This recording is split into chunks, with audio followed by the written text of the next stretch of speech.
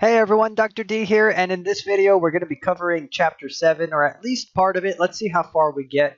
Chapter 7 covers cellular respiration, a very important process by which our bodies, our cells, are able to make ATP by burning sugars mainly. And also there's a process for fats as well, but we're mainly going to be focusing on how sugars get burned in our cells in order to produce ATP. And remember, ATP is very important energy currency of the cell.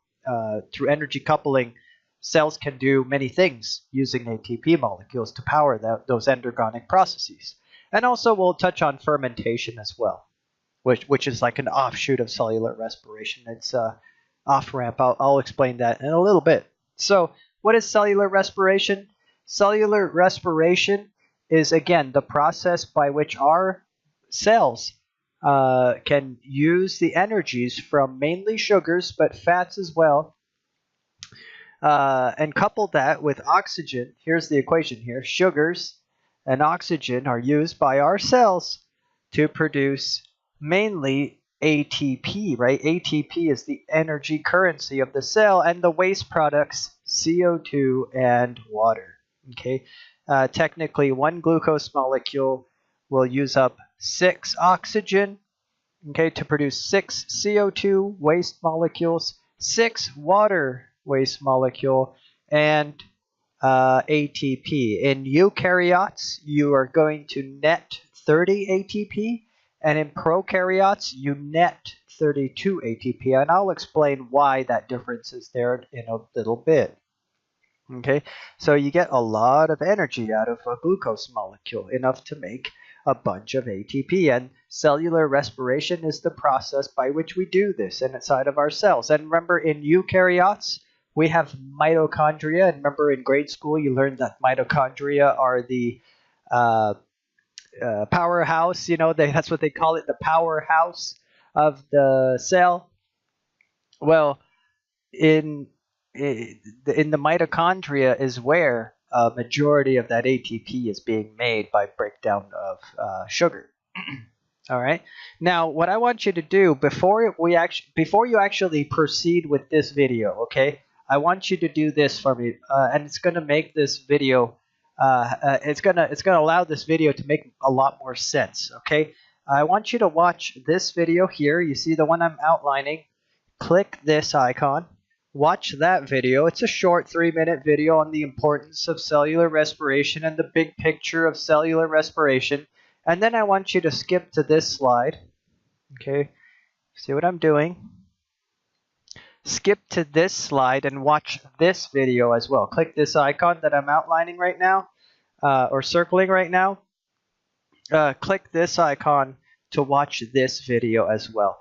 I guarantee you this will help you understand this chapter, and if I were you, I would watch both of the videos I just pointed out before I actually watch this video, because those videos that I had put together are going to make perfect sense of this video here. Okay, so I wouldn't just jump right into this video. I would watch those videos first. Okay, now let's say you've watched those videos.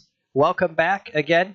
The process of cellular respiration, you're taking sugar, in this case the form of glucose, 6 oxygen as reactants to produce 6 CO2, 6 water, and most importantly, ATP. Again, 30 net ATP for eukaryotes, 32 for prokaryotes. Okay, and during this process, there's a number of oxidation and reduction events that are going to occur. Remember, oxidation is the loss of electrons and reduction is the gain of electrons. Well, the story of cellular respiration is a story of oxidation, and it's a story of reduction. So there are several what are called redox reactions, reduction oxidation reactions, and there's like basically a journey of electrons. Those electrons start on sugar or on fat. Those electrons make their way to electron acceptors. They make their way to other electron acceptors, and ultimately they make their way to oxygen. I'm going to explain all of this shortly, but just understand that the process of cellular respiration is the story of oxidations and reductions. So do familiarize yourself with that term. Okay, oxidation, loss of electrons; reduction, gain of electrons. Just remember that. Here's just a review. This is just a review.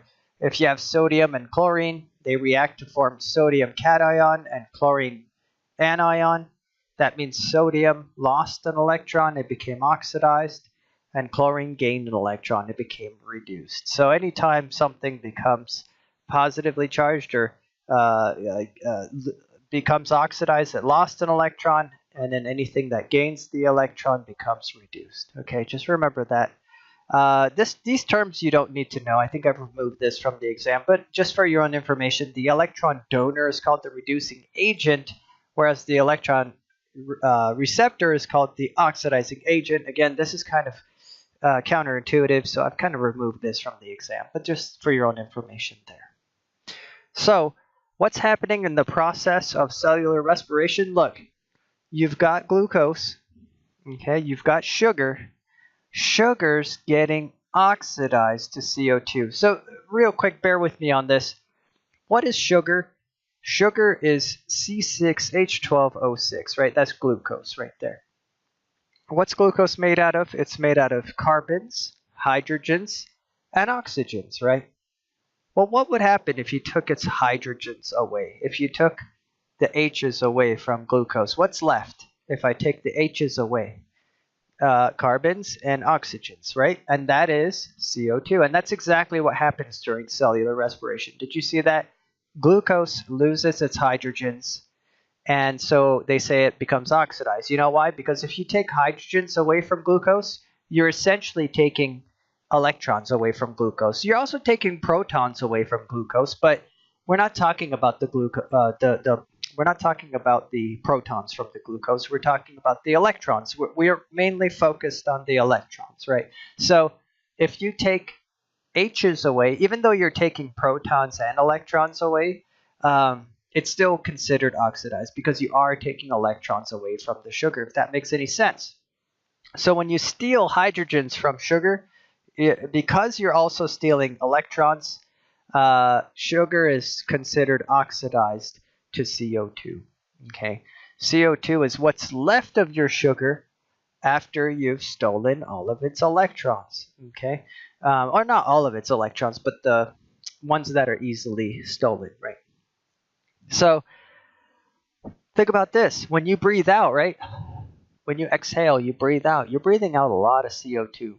Okay. And your body produced that CO2, and your body produced that CO2 from the sugars and the fats inside of your cells, inside of your body, which is fascinating. If you really want to think about it, those sugars and fats that were weighing down your body, they leave your body as mainly CO2. Also some water, but let me explain that. Where do you think those H's end up, those electrons end up from the sugar? If you're going to take the H's away from the sugar, you're going to give them to oxygen. Oxygen is highly oxidative, right? Oxygen is very electronegative, right? It loves electrons. So glucose loves to donate electrons. Oxygen loves to take up electrons. So oxygen gains those electrons. Oxygen gains the whole hydrogen, two hydrogens to form water, you see? So oxygen picks up the electrons to become water. So it becomes reduced. So what you need to know for the exam, glucose becomes oxidized to CO2 and oxygen gets reduced to water. And of course, what's the main product we care about in this process? ATP. Remember, 30 net ATP for eukaryotes, 32 for prokaryotes. Okay? Now, here's the thing you need to understand. You're not giving the electrons, these hydrogens, you're not giving them directly to the oxygen. All right, in cellular respiration, the electrons start on sugar at the very beginning, and they end on oxygen at the very end. But that doesn't mean that these H's, these electrons, jump directly from the sugar to the oxygen. No, in fact, remember how I said that this is a story of a number of redox reactions, a number of reduction oxidation steps. So what's going to actually happen is these hydrogens are going to be given to what's called an electron carrier, and then the electron carrier hands the electrons to the electron transport chain, and then the electron transport chain hands those electrons to oxygen. Did you follow that? The electrons start on glucose. They get handed off to electron carriers. The electron carriers hand them off to the electron transport chain, and the electron transport chain at the very end hands those off to oxygen to make water. Did you follow that? There's a number of redox reactions. Okay, here's one of those electron carriers now, the nicotinamide adenosine dinucleotide, or NAD+. NAD+ is a electron carrier. Another electron carrier in this process is called FAD. Okay, and those electron carriers look like this. Look here, this is the electron carrier NAD+. Both of the electron carriers, NAD+ and FAD, are dinucleotides. You know what a nucleotide is, right? We learned in chapter 3 a nucleotide. See what I'm circling here? A nucleotide is a building block of DNA or RNA. You see, so you got a phosphate group, a 5-carbon sugar, and a nitrogenous base. Well, what's a dinucleotide? It's basically 2 nucleotides. Okay, you don't need to know the structure of this. I just have this here for your own information, but I wanted you to know at least the general structure of these electron carriers, and that they are dinucleotides. So what do the electron carriers do? They pick up electrons, essentially hydrogens, which is more than just an electron, but they call them just electron carriers. Even though they carry electrons and protons, they're called electron carriers. The electron carriers pick up electrons and protons and become reduced, okay? And then they can carry those electrons and protons, they can carry them to the electron transport chain. That's what's going to happen here. So for example, this is the oxidized carrier called NAD+. See, this is the oxidized carrier, NAD+. It can pick up 2 electrons and 1 proton to become NADH. You see, NAD+ has a positive charge, but if it picks up 2 electrons and a proton, it becomes NADH. Okay, NAD+ accepts 2 electrons and 1 proton to become NADH. Now it picked up the H. So think about it like this. Think about it like this. Remember when I said, where did those H's go from glucose, for example? Where did the H go? The H goes to the electron carrier, making it from NAD+ to NADH. Okay, and then the electron carrier will carry those H's, those electrons, essentially to the electron transport chain. And then the electron transport chain will hand them off to oxygen to make water. Okay, and here's how it works. You can see here, this is the process of dehydrogenation, which means losing hydrogens. You see, some enzymes come in, take sugar or whatever energy molecule we're talking about, sugar or some derivative of sugar. They also bind to the NAD+, which is the oxidized electron carrier.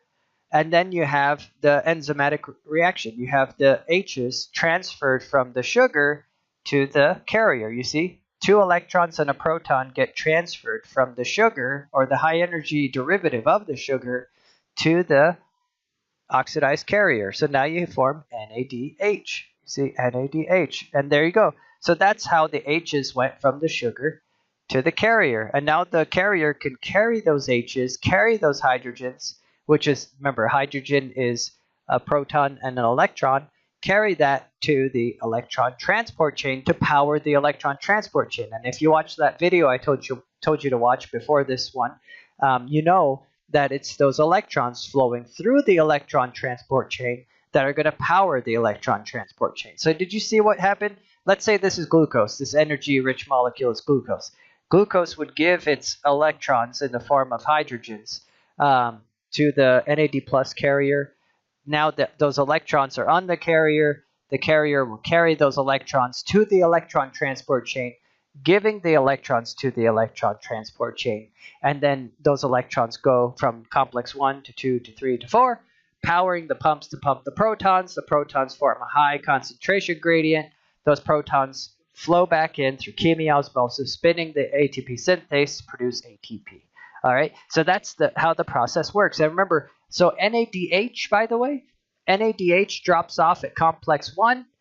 FADH2 drops off at complex 2. All right, we'll get there. We'll get there. I'll explain this in more detail soon. So, what is an overview of cellular respiration? Cellular respiration actually consists of 3.5 stages that you need to know about. The video that I had you watch before, this video here, if you click on this video here, this icon at the bottom left, click on that. That explanation refers to this, oxidative phosphorylation, which is stage 3. I explained cellular respiration from the end, working my way back to the beginning. So stage 3 is oxidative phosphorylation. It's where 28 of the 30 or 32 ATP are made. It's very, very important. That's where ATP synthase does its job.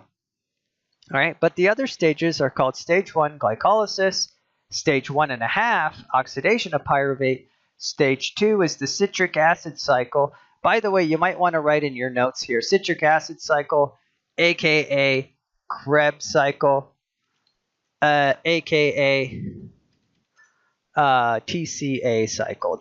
Those all mean the same thing, by the way. You might want to keep track of that. In fact, please know that these three things mean the same thing.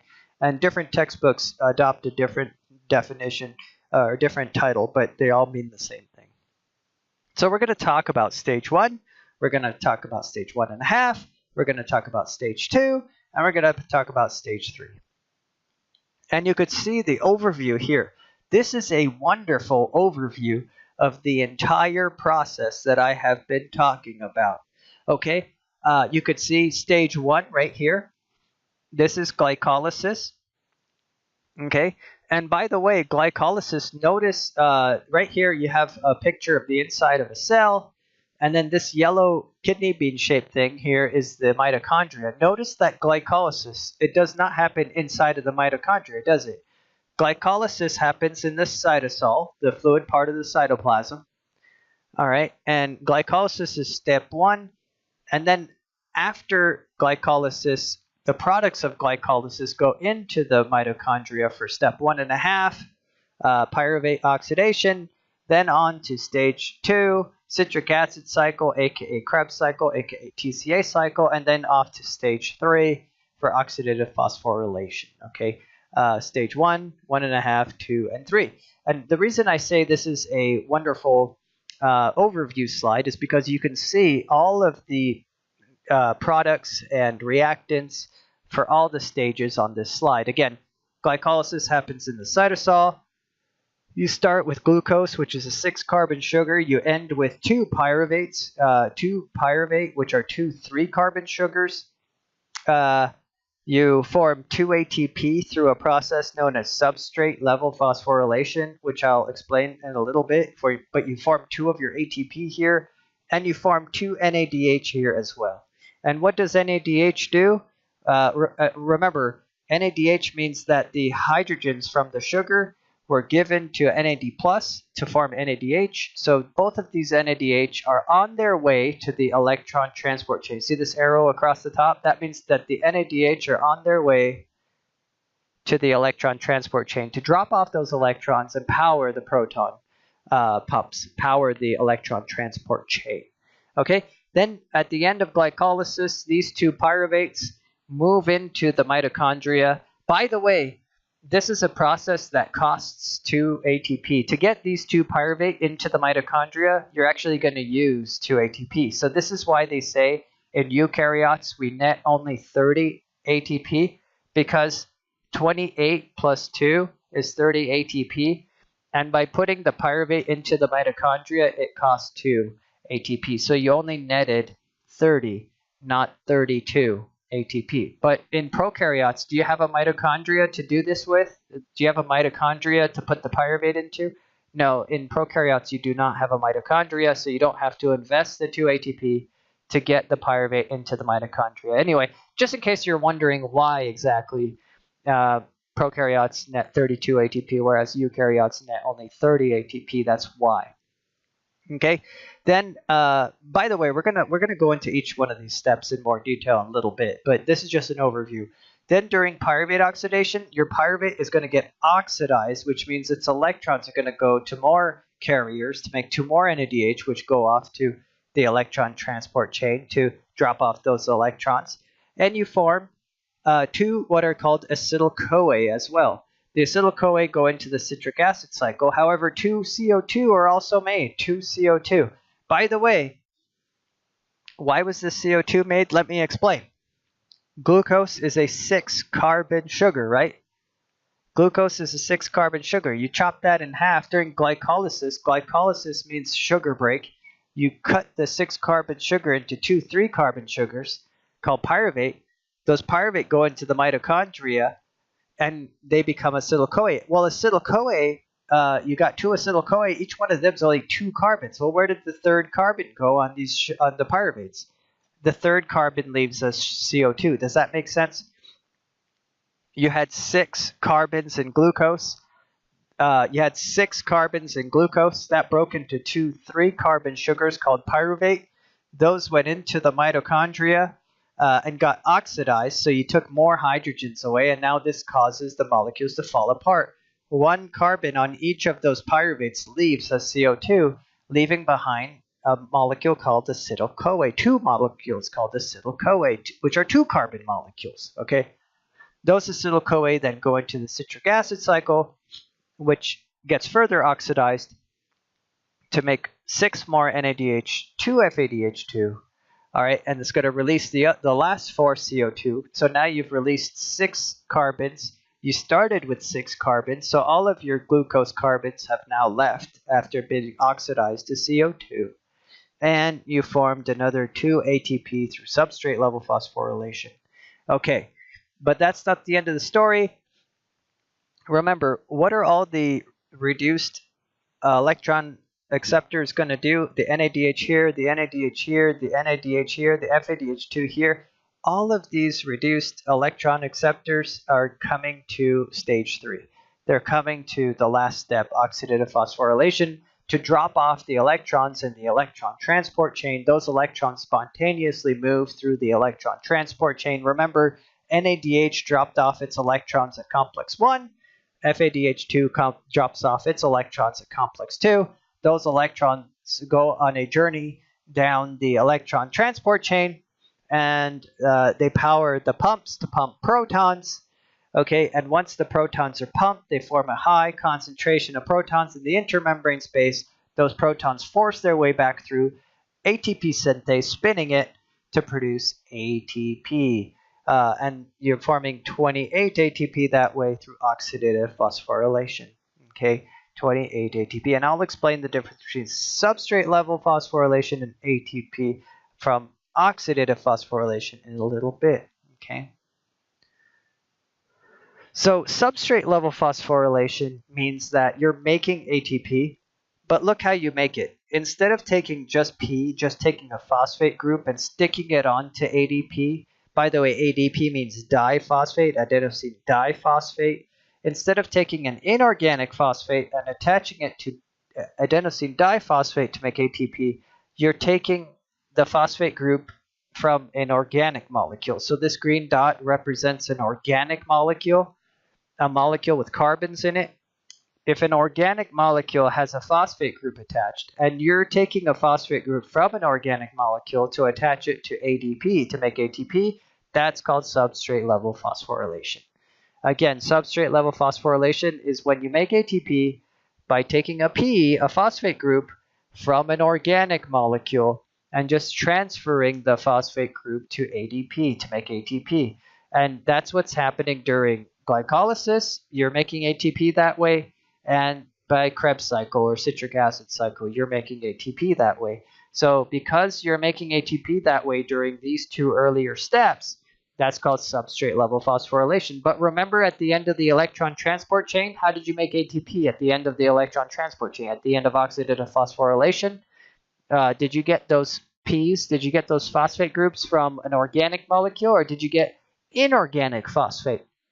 you got inorganic phosphate. So, and because it was made during this process, it's not called substrate level phosphorylation, it's called oxidative phosphorylation because it required oxygen. All right. So before we start with glycolysis, let me take a quick break and catch my breath. I'm going to come back. We're going to talk about step 1, glycolysis, and then we're going to talk about stage 1.5, stage 2, stage 3. Okay, we're going to go into more details here. So if you're confused at this point, hopefully this clears anything up for you. All right, let me take a quick break, and I'll be right back with that information.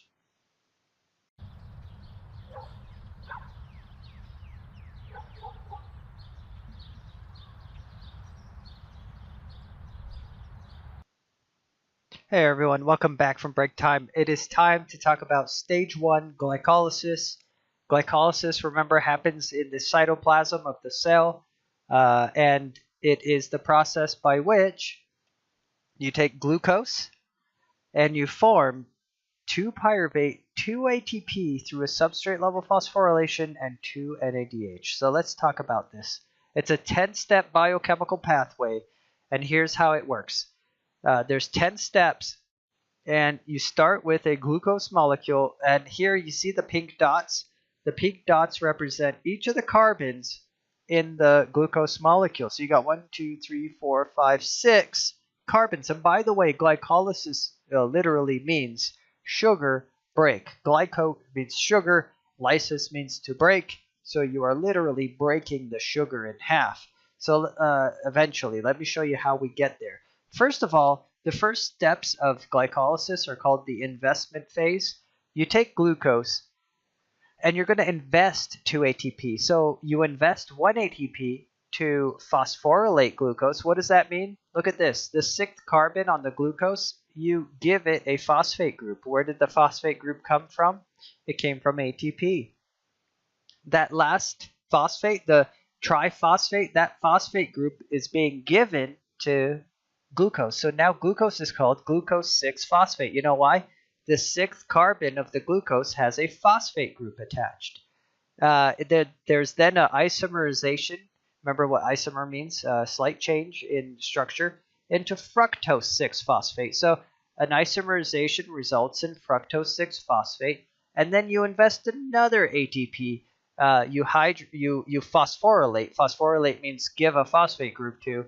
You phosphorylate fructose 6-phosphate into fructose 1,6-bisphosphate. What does that mean? Now you started with glucose, which is a 6-carbon sugar. Now you have a 6-carbon sugar called fructose, and it has a phosphate on the first carbon and a phosphate group on the final carbon, the 6th carbon. How did it get those phosphate groups? It got them from ATP. ATP has 3 phosphate groups. 2 different ATP molecules donated 1 phosphate group each, and those are the phosphate groups on the fructose sugar. Now you might be wondering, well, why did we just spend ATP? It looks like we're wasting ATP. I thought the whole point of this is to make ATP. Well, sometimes you have to invest money to make money, right? And in this case, we're investing ATP to make ATP. That's why it's called the investment phase. We're investing 2 ATP to prime the pumps to get everything started, okay? So we can make more ATP to come.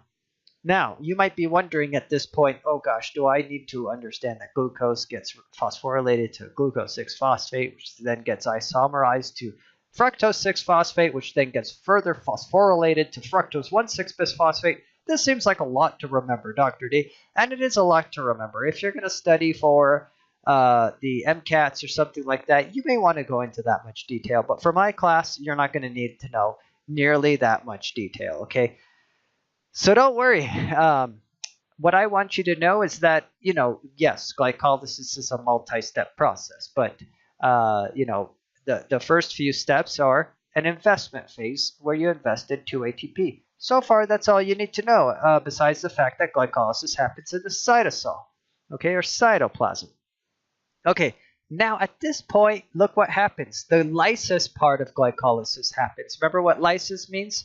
Break, right? So you're going to take your long 6-carbon sugar. You see 1, 2, 3, 4, 5, 6 carbon fructose, and you're going to, chop it in half. You're going to lyse it, right? Glycolysis. So you're going to break that sugar in half, okay? Now you have two 3-carbon sugars. Each one has a phosphate group attached, right? Two 3-carbon sugars. By the way, that's why there's a column here on the left and there's a column here on the right, because you chop that sugar in half, you have two 3-carbon sugars. They go down parallel pathways. So what that means is whatever's happening down this column is also happening down the other column. Okay, those are identical.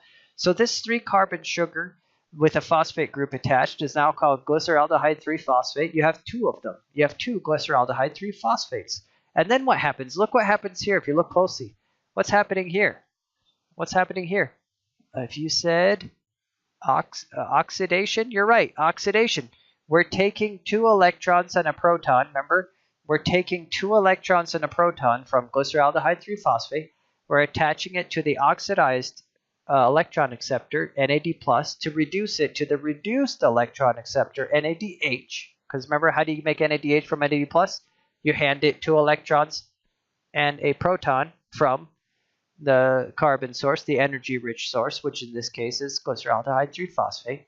So essentially, what does that mean? We just made 2 NADH. How did we make 2 NADH? We obtained 2 electrons and a proton from glyceraldehyde 3-phosphate. Great. And what do these NADH go off and do right now? Do you remember? What do these NADH go off to do right now? Well, they are on their way to the electron transport chain to drop those electrons off into the electron transport chain. Does that make sense? These NADH are off to the electron transport chain. They will scurry off to find the electron transport chain in the mitochondria, drop off those 2 electrons into the electron transport chain.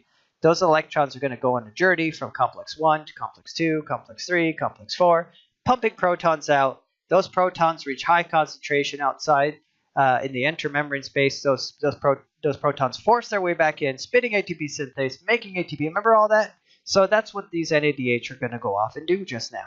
So next what happens? Now you have 2 3-carbon sugars called 1,3-bisphosphoglycerate. Why? Because another phosphate group was attached. Okay, you don't need to know that. And then look, here's where the payoff phase happens, the payoff phase.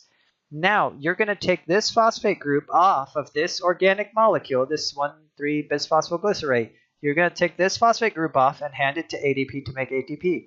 Isn't that substrate level phosphorylation? Remember what substrate level phosphorylation means?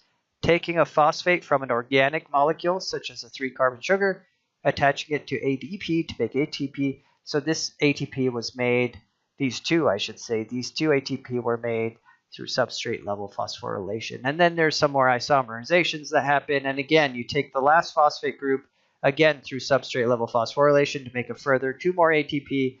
So in sum, what happened? You invested 2 ATP during the investment phase at the beginning, and then you paid off 4 ATP during the payoff phase at the end. So you invested 2, you made 4. So how many did you net?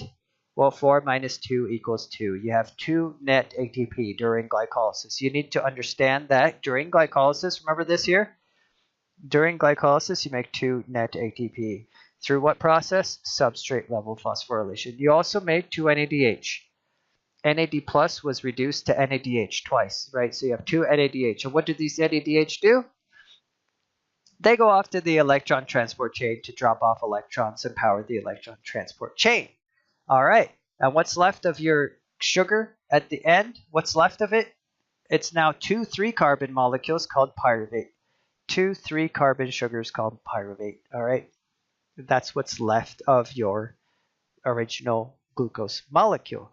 Okay, so again, do you need to know every single little step here of the 10 steps of glycolysis? No, I don't expect you to know every single step. What do I need you to know? Glycolysis happens in the cytosol or cytoplasm. Glycolysis involves investing 2 ATP and gaining 4 through substrate level phosphorylation. So the net gain of ATP is 2. And what else did we form? We formed 2 NADH. So 2 NAD plus were reduced to 2 NADH. And what else? What was left of your sugar at the end? Your 6-carbon sugar is now 2 3-carbon sugars called pyruvate. All right, those are the things to know for my class, okay? Again, if you're going to medical school or dental school and if they require you to know glycolysis in more detail than that, now you know the basis of it, so you can go into and study it in more detail. But for my class, my reasons, my purposes here, I want you to understand the concepts more than simply memorizing 10 different little steps. Okay, so that's all we need to know about glycolysis. Now we have 2 3-carbon sugars. Does that mean that we have taken all of the hydrogens from this 3-carbon sugar? Have we taken every single electron that we can from this 3-carbon sugar? The answer is no. There's a bunch more hydrogens that we could harvest, that we can harness from those 3-carbon pyruvate sugars. Does that make sense? And because there's a bunch more hydrogens that we could get, there's more steps. Now we're moving on to stage 1.5, called oxidation of pyruvate. Remember stage 1.5, oxidation of pyruvate? Here's your pyruvate. How many pyruvate did you have at the end of glycolysis? The answer is 2. You had 2 pyruvate at the end of glycolysis. Where did those pyruvate go? Well, those 3-carbon pyruvate go into the mitochondria. And remember, it takes an ATP to get each pyruvate into the mitochondria. So you have to spend ATP to get the pyruvate into the mitochondria. But once inside the mitochondria, look what we do to the pyruvate. We oxidize it, right? Do you know what oxidize means? Oxidation of pyruvate. That means you're going to take electrons from pyruvate. Not just electrons. You're taking 2 electrons and a proton to make NADH. You make 1 NADH per pyruvate. But remember, you had 2 pyruvate, so you're going to have 2 NADH. In fact, everything here is multiplied by 2, right? But remember, if you're ever in doubt, go back to your summary slide here, right? During glycolysis, your 1 glucose became 2 pyruvate. Your 2 pyruvate go into the mitochondria to make 2 acetyl-coa, 2 CO2, 2 NADH. Okay, so this is your good summary slide here, but let's go through that. Your 2 pyruvate enter the mitochondria to make 2 NADH, release 2 CO2. Why are you releasing CO2, do you think? Why do you release CO2? Well, look, this CO2 is actually this carbon in the pyruvate, this carbon, and these 2 oxygen. You see that? In your pyruvate molecule, which is a 3-carbon sugar, the CO2 that gets released is this C with these 2 O's. So this carbon and these 2 oxygen are released as CO2. So what's left now? 2 carbons. So your 3-carbon sugar is now a 2-carbon molecule called acetyl-coa. You see that? Your pyruvate, which was 3 carbons, is now a 2-carbon acetyl-coa.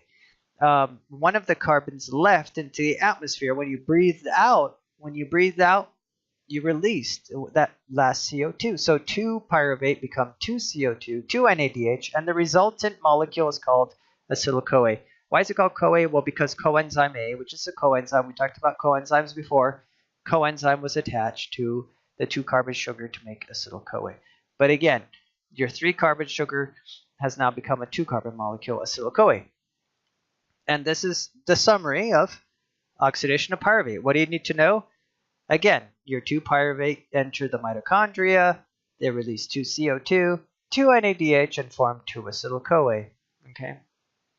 Now, did you harvest all of the hydrogens, all of the electrons you can from acetyl-coa? The answer is no, not yet, not yet. And so that's why you have the next stage. The next stage is called the citric acid cycle, or aka the Kreb cycle, aka the citric acid cycle. You see, this stage starts with acetyl-coa. Okay, you start with acetyl-coa, which is that 2-carbon molecule with the coenzyme A attached. Acetyl-coa enters the citric acid cycle, and look, it joins forces with another molecule. In fact, you may want to know the name of this molecule. This is called oxaloacetate. Okay, why is oxaloacetate important? Well, because oxaloacetate needs to be regenerated or replenished or remade, although those mean the same thing. Remade at the end of the cycle, oxaloacetate is regenerated. Oxaloacetate joins up with acetyl-coa. They literally bind to one another, right, with a covalent bond to form this big molecule called citrate. Did you see what just happened? Acetyl-coa attached to oxaloacetate, it lost its coenzyme component, and it became this bigger molecule called citrate. You know what another term for citrate is? You guessed it, citric acid. Did you see that? Citrate means citric acid. Do you see now why this is called the citric acid cycle? Because what was the first thing you created? Citric acid, aka citrate. All right, you don't need to know the rest of these steps, baby steps, but let me tell you, this citrate molecule is going to be oxidized, right? You're going to take its 2 electrons and protons away and hand it to the oxidized electron acceptor NAD+, reducing it to NADH. Okay, and what did these NADH go do? That's right, if you said go off to the electron transport chain and drop off those electrons, you'd be right. And look, what gets released once you oxidize the molecule? What's this that's released? That's right, CO2 is released. Because think about it, you got C's, H's, and O's in a sugar. You start stealing those H's, you start stealing those hydrogens, eventually everything else is going to break apart into CO2. And that's what's happening. The more you oxidize the sugar, the more you're going to release its carbons. So now you release CO2.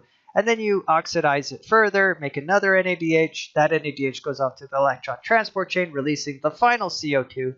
So at this point, all of your carbons from your original sugar molecule have released as CO2. 2 of the carbons got released during oxidation of pyruvate. 4 of the carbons got released during citric acid cycle. Okay. And look here, as an added little bonus at this step here, you form some ATP. With substrate level phosphorylation, you made some ATP, 1 per acetyl-CoA. But remember, how many acetyl-CoA did you have at the end of oxidation of pyruvate? 2.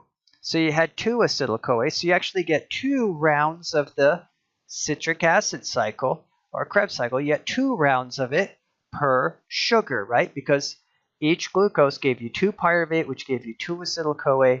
This is just showing you what happens with 1 acetyl-CoA. So you actually have 2 rounds of this cycle, which means you make 2 NADH here, 2 NADH here, 2 CO2 here, 2 CO2 here, 2 ATP here with substrate level phosphorylation. Substrate level phosphorylation. Then we still have more oxidation to do. We oxidize the molecule further. And this time we finally make FADH2. We reduce FAD to FADH2 by oxidizing the molecule. And more modifications. We oxidize the molecule further, making another couple NADH here. And we look what we do at the end of the cycle. We replenish or regenerate oxaloacetate. Why? So that it can accept the next incoming acetyl-CoA and do the cycle again. So, okay, again, do you need to know every single little step here? No. But do you need to know the concepts? Yes. And that is that at the end of the Kreb cycle, or citric acid cycle, or TCA cycle, you have to regenerate this guy, oxaloacetate, because it will join up with acetyl-CoA to form citrate or citric acid. Citrate is then oxidized to form 2 NADH here, release 2 CO2 here. It's further oxidized to form another 2 NADH here, release another 2 CO2 here.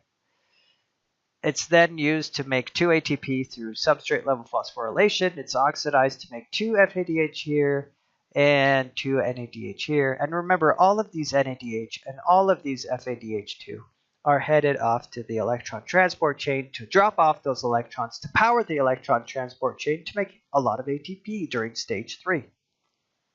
Okay, so that's what we need to know. And again, you're like, how do I remember all this? What's a good overview? Well, remember your overview slide here. Let me show you the good. What did we just talk about? We talked about the citric acid cycle, aka Kreb cycle. What did I just tell you to remember? 4 CO2 are made, 2 ATP are made by substrate level phosphorylation, 6 total NADH are made, and 2 total FADH2 are made. That's what's important to understand. And what had to be regenerated at the end of the citric acid cycle? Oxaloacetate. Those are the things to know. So you don't need to know tons of it. I'm just explaining it in a lot more detail than you need to know. Again, during the citric acid cycle, 2 acetyl-CoA enter. They join up with oxaloacetate, the thing that needs to be regenerated at the end of the citric acid cycle. 4 CO2 are made, 6 NADH are made, 2 FADH2 are made, and 2 ATP is made via substrate level phosphorylation. And again, remember the NADH made during glycolysis the NADH made during pyruvate oxidation, the NADH made during citric acid cycle, and the 2-FADH2 made during the citric acid cycle. All of these reduced electron acceptors, they call them, because they picked up electrons. All of these reduced electron acceptors are headed to stage 3, oxidative phosphorylation, which is the concept I explained in the previous video. Okay, and just to let you know, because I think that's a good stopping point for this video and for part 1, just to let you know, I want to show you something. All of those NADH made it during stages 1, glycolysis, 1.5, oxidation to pyruvate, and 2, citric acid cycle. All of those NADH that were made in those previous steps are headed here to drop off electrons into the electron transport chain. You see, NADH drops off. So NADH drops off at electron transport chain at complex 1. Those electrons move through to complex 4, where they're picked up by oxygen to form water. Whereas FADH2, remember there was only one place FADH2 was made. A couple of them were made in the citric acid cycle. And the FADH2 drops off its electrons here at complex 2. NADH drops off its electrons here at complex 1. Either way, those electrons move from left to right. They get picked up by oxygen, the terminal electron acceptor. At the end, oxygen is reduced to water. Okay, and that spontaneous reaction, those spontaneous process of electrons flowing through these electron transport chains, power the chains. That's the spontaneous process that powered the pumps to pump the protons out. Those protons form a high concentration in the intermembrane space. Those protons then diffuse back into the matrix from the intermembrane space, back into the matrix of the mitochondria through a process known as chemiosmosis, imposing a proton motive force, providing a proton motive force, which causes spinning of ATP synthase, and then phosphorylation of ADP and inorganic phosphate, right? Joining of ADP, adenosine diphosphate, with inorganic phosphate to form ATP. 28 of them, right? 28 ATP are made this way by oxidative phosphorylation, and there you go. Okay, that was what I explained on the previous video. So anyway, again, why did we make NADH during glycolysis, during oxidation of pyruvate, during Krebs cycle, citric acid cycle? Why did we make all this NADH? So that it could come here and drop off at complex 1. Why did we make the FADH2 from the previous steps, actually during citric acid cycle? So that it could come here and drop off at complex 2.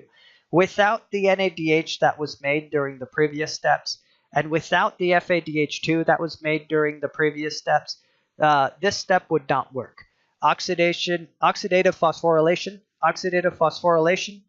would not happen, right? This ATP, this 28 ATP that's made by oxidative phosphorylation, this ATP would not be made if not for the reduced electron carriers from the previous steps. And that's why you have the previous steps. That's why you have glycolysis. That's why you have oxidation of pyruvate. That's why you have citric acid cycle, so that you can provide the electrons to these electron carriers so that you can reduce them to NADH and FADH2, and they can come here and drop off those electrons. NADH drops off at complex 1, FADH2 drops off at complex 2, and that's why in this overview slide, remember this nice overview slide I showed you earlier? Let me show you. See this overview slide? That's why during glycolysis, you see you make 2 NADH, and where does it go? Those NADH are on their way to the electron transport chain, and the 2 NADH made during step 1.5, where are those NADH off to? See the arrows?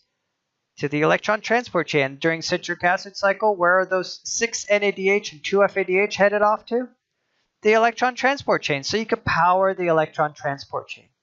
So the electron transport chain actually pumps protons, right? You see, NADH drops off here, FADH here. That spontaneous movement of electrons pumps protons, powers the pumps to actively pump protons into the intermembrane space.